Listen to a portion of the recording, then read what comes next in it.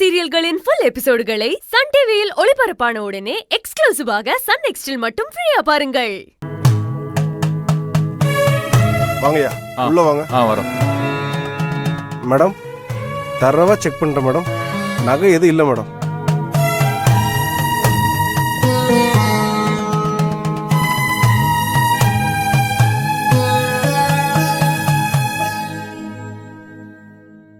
தியா, தரோவா check பண்ணிட்டேன். இவங்க கிட்டயும் நகை இல்ல.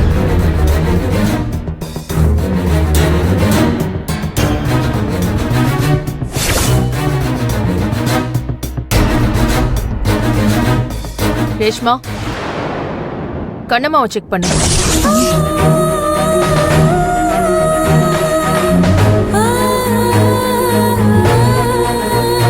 கண்ணம்மா வாங்க வாங்கன்னு சொல்றேன்ல.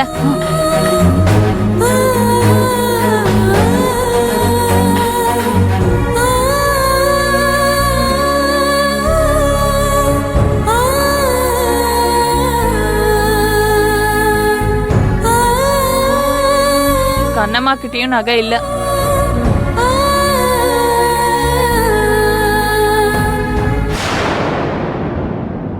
இந்த வீட்ல இருந்த நகை தன்னால தொலைறதுக்கு வாய்ப்பே இல்ல.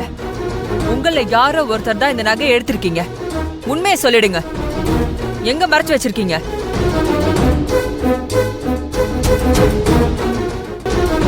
நீங்களா உண்மையை ஒத்துக்கிட்டா பிரச்சனை இல்ல. நானா அதை கண்டுபிடிச்சா இந்த வீட்ல உங்களுக்கு வேலையும் இல்ல, போலீஸ்ல கம்ப்ளைண்ட் கொடுத்து ஜெயில தள்ள வேண்டிய சூழ்நிலையும் வரும். எது மரியாதை? மேடம், சத்தியமா அந்த நகையை நாங்க எடுக்கல மேடம். மேடம், எங்களுக்கு நல்ல சாப்பாடு கொடுத்து தங்கறதுக்கு இடமும் கொடுத்து கை நிறைய சம்பளமும் கொடுக்கறாங்க. எங்களுக்கு தேவையான எல்லா விஷயத்தையும் ஆதிசங்கரி மேடம் செஞ்சிடறாங்க. நாங்க எதுக்கு மேடம் நகையை திருடணும்? ஏய்,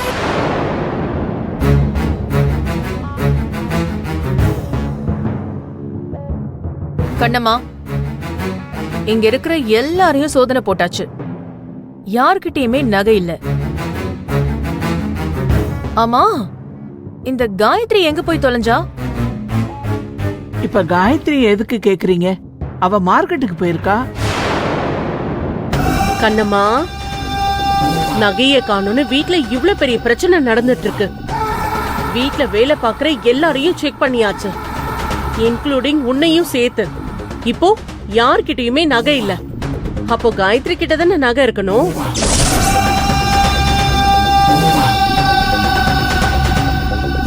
அவ நகையை எடுக்கிற அளவுக்கு கேவலமானவ இல்ல. நிச்சயம் காயத்ரி அந்த நகையை எடுத்திருக்கவே மாட்டா. இங்க பாரு கண்ணம்மா, அவ நல்லவளா கேவலமானவளா, நகைய திருடினாளா இல்லையான்னு நீ சர்டிபிகேட் கொடுக்க வேண்டாம். காயத்ரி எங்கன்னு கேட்டா அந்த கேள்விக்கு பதில். காயத்ரி மார்க்கெட்டுக்கு காய்கறி வாங்க போயிருக்கா.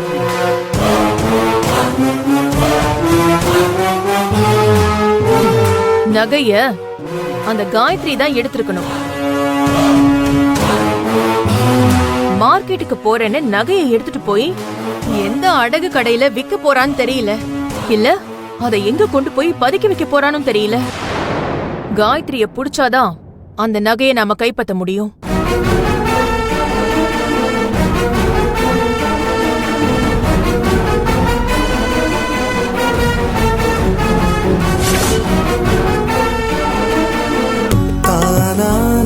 உனக்கு ஞாபகம் இருக்கா கமலா?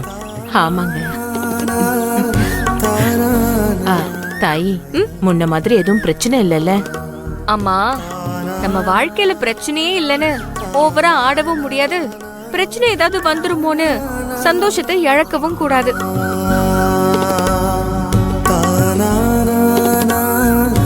நீ சொல்றது கரெக்ட் தாமா. எதுக்கும் நம்ம முன்னெச்சரிக்கையா இருந்துதானே ஆகணும்.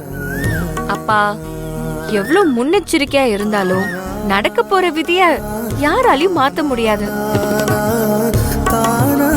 வாழ்க்கைய ரொம்ப கஷ்டம்னு நினைச்சு நகத்தாம போற போக்குல நடக்கிறது நடக்கும், கிடைக்கிறது கிடைக்கும்னு சுலபமா வாழ்ந்துட்டு போறதுதான் புத்திசாலித்தனம். ஐயோ தலைவாணி, பாத்துமா. ஒண்ணும் இல்லப்பா, ஒண்ணும் இல்லம்மா. கவனமா நடந்துக்கோன்னு கல்லு சொல்லுது, வேற ஒண்ணும் இல்ல.